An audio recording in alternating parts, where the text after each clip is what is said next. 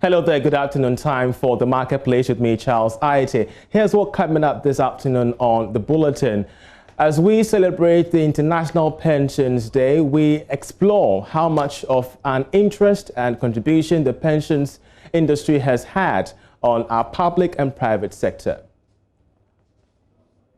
And also, we take a look at industries ahead of the Continental Free Trade Agreement area, finding out how best government is repositioning them ahead of 2021.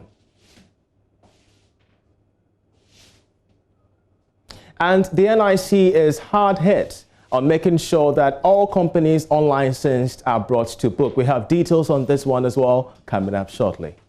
I'm Charles Aite once again. We take a break. We'll be back with all the stories making headlines this particular hour. Do stay.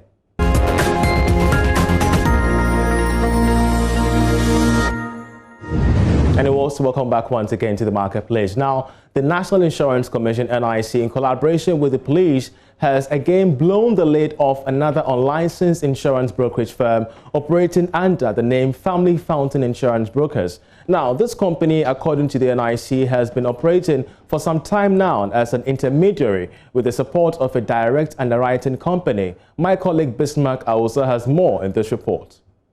It's not about. I'm Chief, take your coffee. I'm not saying. According to the NIC, the suspects whose techniques are perpetrated at the premises of the Ayalolo Transport Terminal in Accra Central have been serving as an intermediary between the unsuspecting insuring public and a non-licensed underwriting insurance company. They are currently under police investigations and, if found culpable, would face criminal prosecution according to law. The discreet approach employed by the Special Investigative Unit of the NIC and the police on September 9, 2020 led to the suspects unknowingly disclosing their mode of operations after weeks of surveillance and trailing. Armed with conspicuous information, the suspects were picked up by the police. The Deputy Commissioner of Insurance, Michael Ando, had this to say. Well, the National Insurance Commission has a monitoring unit that surveys the market and monitors these developments. And so that unit has been scanning the environment and making sure that we have only licensed entities to sell genuine insurance products to the market. This is the work of this unit that led to the uncovering of this unlicensed insurance brokerage. Mr. Ando also indicated that illegal sale of insurance in the country could lead to locked up premiums and also non-payment of claims. This could lead to a whole lot of problems. This could lead to mis-selling. This could lead to selling for companies that don't exist. This could even lead to defrauding the public because these are unlicensed people and only heaven knows what kind of insurance companies and what kind of entities they are operating for. So this has very serious consequences for everybody, including the insuring public. The NIC says it will investigate the underwriting company involved and would apply the relevant sanctions as stipulated under the Insurance Act 2006, Act 724 of the National Insurance Commission, which makes it a crime to engage any unlicensed insurance intermediary. The Commission is therefore advising the general public to report the activities of any nefarious and suspicious character or company trading or soliciting for insurance business without due authorization to either the police or the nearest NIC office. Well, Trade Minister Alan Tremontin says government plans on decentralizing steel factories across the country. Currently, there are only 7 steel factories in the country, but paying a visit to the Ryder Steel's factory newly constructed at Kumasi in the Ashanti region, the Trade Minister explained that various injections are being made to support struggling factories within the steel manufacturing value chain. There is more in this report. Making a whistle stop at Ryder Steel in Kumasi, Trade and Industries Minister Alan Tremontin explained the reasons why government is bent on decentralizing the steel's manufacturing industry in Ghana. We're embarking on a major industrial transformation agenda, and all over the world where you see significant progress in industrialization, steel is always a major part of that. Well, you know, we have large deposits of iron ore, and we've identified the iron and steel industry as one of our new strategic anchor industries to diversify our economy. But before we get to that stage where we can mine our iron ore and then also add value and get steel, we have currently about 7 companies that are producing steel from scrap that is harnessed from Ghana, and in some cases brought from the West African region. But the reason why we are particularly interested in this company locating in this area is because, number one, a lot of the scrap that is used by steel industries either come from the Brongafo, Ashanti region, part of the Western North region, and in actual fact from our Sahelian countries. So it only makes sense that the first steel company that is located in Ashanti region would then benefit, you know, from the strategic location in this part of the country. When completed, Ryder Steel in Kumasi is expected to employ about 900 to 1,000 workers within the community. We interacted with the general manager, TP Patnaik, who explained the entire process in accruing specific loans from the International Financial Corporation under the World Bank. Moving out from the Tema, we have all the steel factories in Tema, as the minister told her. We are trying to actually move out and come develop other region. This is a region which was not developed at all. Like if you see, the major reason was there was no power earlier. Now the country has excess power and power is available here. We said let's go and develop this place. Second is the market is, we are looking at North Market and the neighboring countries and inside of Ghana. Not only the port of Ghana, that's why we're trying. And how has the feedback from government been so far? We have been pretty well, supported by them. We have been talking to them regularly. They have been very helpful on getting us all the permits, licenses, everything to be done. So, how much does it cost to establish this factory? This whole factory's projected cost is about $24 million, but it might go up a little bit. But as of now, it's $24 million. It's been funded partly 50% by IFC loan of $12 million, and balance has been shareholders funding. How many jobs are we expecting to be created? We are looking at minimum of 900 to 1,000 people permanently working here, and then another 2,000, 3,000 people for employment outside the factory. Okay. What was the production capacity? This factory is rated at 300,000 tons per annum. Per annum? Per year, yes, please. Okay. You plan on exporting elsewhere after? We will be exporting to neighboring countries, Burkina Faso, Niger, Mali, and all those countries. Already, the Trade Minister Alan Tremantin has been detailing to Joy Business the need for industries to decentralize across the country. We want to decentralize industrial development.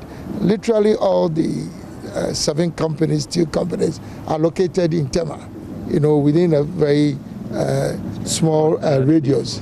And unless we are able to develop other parts of the country, how are we going to improve the economic life of our districts and our rural communities?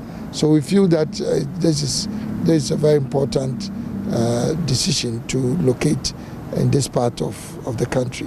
Making his tour across several factories and business resource centers in Kumasi, the Trade Minister explained the reasons why government continues to inject capital in struggling and surviving factories to ensure the 1D1F project is completed. Well, let's still stay with the Trade and Industry Minister, because he's been touting government's, various programs, of which he says is indicative of the preparedness of the private sector to take advantage of the Continental Free Trade Agreement area I asked him the question on whether or not industries are well prepared and very much in the best position, and here is his answer. From what we've been doing, that we were actually ahead of the AFCFTA. You know, it just happened that I would say in all modesty that I was one of the main architects of the CFTA. So I knew what we needed to do as a country to position ourselves to be able to compete, as you are asking about. And so all the projects, the programs, the interventions that I've been talking about, whether it's 1D1F, SME development, all those interventions are meant to support our local industries to be able to compete, particularly now that they've created the CFTA framework.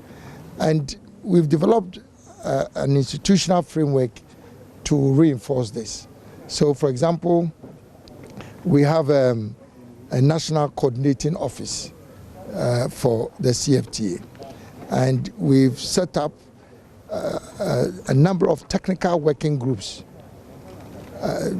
to identify the opportunities in various sectors. And these technical working groups, which range from one, enhancing productive capacity, to facilitating access to finance, three, promoting quality standards, for identifying market opportunities, and so there are different areas for which we've established these technical working groups. And these technical working groups have developed what I would call program implementation activities in each of these areas, which is what has been consolidated into our national action plan for harnessing the benefits of the CFTA.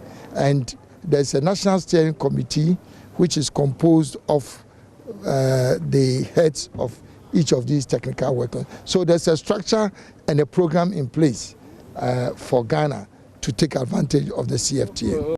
Well, let's move away from the industrial sector and venture into a particular area that benefits you and I, of course, and our very colleagues that work with us. Today is International Pensions Awareness Day, and for many of you out there, you might be wondering, why should I be, thoughtful about pensions, and why should I be considerate about having to have a particular pension scheme?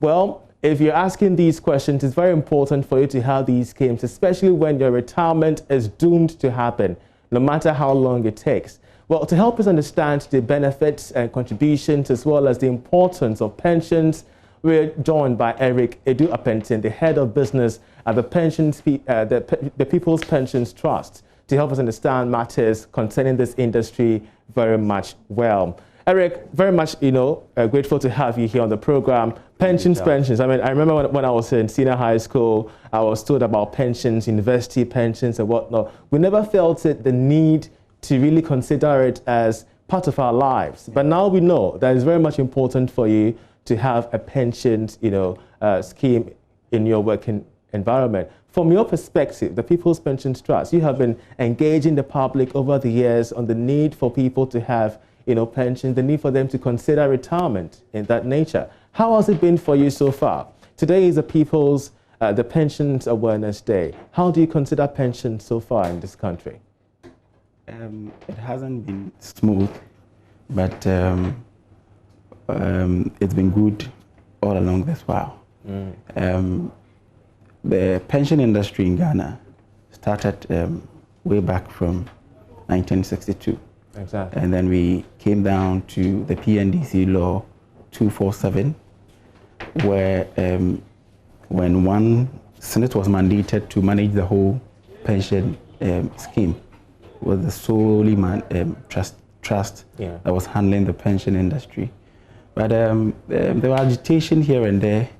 People raised concerns on how Senate was handling the funds, and especially with their 25% lump sum to be paid to them when they were going on at the time of exiting active service. And so somewhere in 2004, there was a pension reform to look into that matter. And then the committee advised the government on how to structure the whole pension system in the country. They promulgated an act, which was Act 766, introducing a three-tier pension system. Exactly. Yeah. But we'll come to the three-tier pension system shortly. But in the beginning of the submission, you made it known that it's not been smooth. You know, looking at the entire years of pensions regulation in the country. What do you mean by it's not been smooth? You could see that it started way from what we used to call Cap 30, and then it was reviewed somewhere 75. I remember I know 72. It was also reviewed, and then it came to the Act 766 or Act 2008. So you could see that as a country, we hadn't been really gotten it right.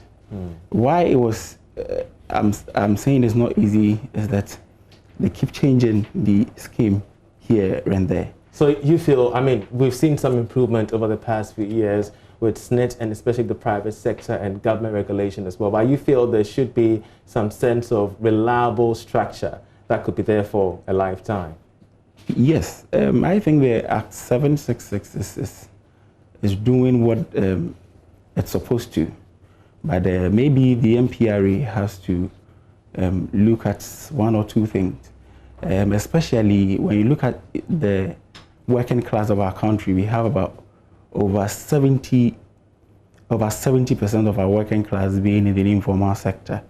Act 766 was introduced because one of the reasons why was that the PNDC law 247 didn't really pay attention to the workers in the informal sector. And then venturing into the informal sector is not something that is smooth. Even but though, should that be the case? It shouldn't. But when you look at how it's been structured, one, there is a cap on fees as how to charge. And then when you look at the cost of venturing into the informal sector, it's very expensive. So, you know, over the past few years, we have seen tier 2, tier 3, you know, come inside. We've seen the infiltration of, you know, private pension, you know, funds, you know, firms also come in. How has competition been like for people like the People's Pensions Trust? It has been tough, but we still have much of the market which has not been touched. And we're looking at getting more of the market. But when you look at the cost involved, sometimes it's quite cumbersome. So the competition has been tough. And when you look at how investments are run, you could see that one of the reasons for promulgating Act 766 is to provide get competition and invest in the funds. Yes, but where and how to invest the fund, I would see that some way somehow being regulated, which I don't mind, but sometimes you are kind of directed where to invest the funds. So you want to have the free space, private, yes. You know, when there's a little bit of that, it would increase the competition profile. It's interesting to know, today is the Pensions Awareness Day. How much of awareness do you think has been created in our public space when it comes to pensions?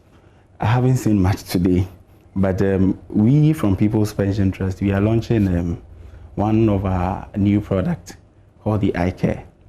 We want to sensitize everybody to think about your mother, your father, your friend, so that whilst you are preparing for pension, you also think about the other person and help the person also prepare for his pension. But beyond that, do you think Ghanaians are much aware of the entire thing called pension? Yes, I would say Ghanaians are much aware, but sometimes they confuse pension and insurance. So sometimes when you go into the market, they try to be like insurance for NABA, but we are not insurance. Then you have to sit them down and then explain. I think there's more to do when it comes to educating the public on the whole social security system in the country. Eric, we're so grateful that you joined us and for that particular information there, the World Pensions Awareness Day. I bet to differ when it comes to how the public is, weigh in on the need for them to have pensions. You rightly stated that most of them interject pensions insurance together, but we see how that one goes in our future discussions. We're so grateful once again. Here's with the People's Pensions Trust explaining to us the pensions regulatory scheme concerns and the way forward, especially as we celebrate the World Pensions Awareness Day. Away from that, poultry farmers are lamenting over a possible collapse of the sector if urgent steps are not taken to revitalize the industry. Here is our quick take with a poultry farmer, Adama Musa of AM Unity Hatchery. We are hatching about 40,000 every week, but now we are not getting that 40,000 because the birds are a bit aging, and when they are aging, the production comes down. Okay. So just last week we got only 11,000 chicks. Wow. Yes.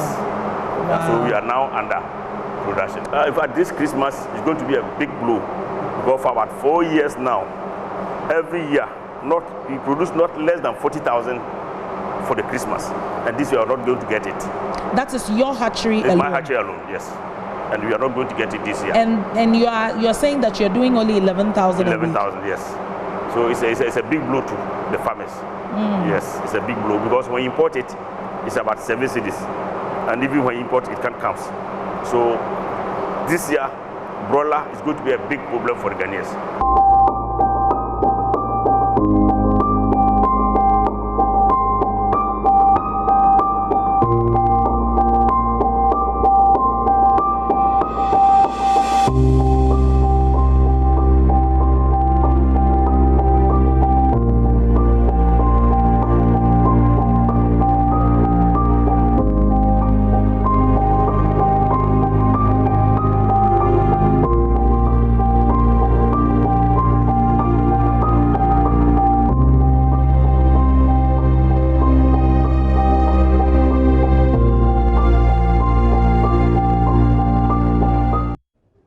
And that's how we end this edition of The Marketplace with me, Charles Isaac.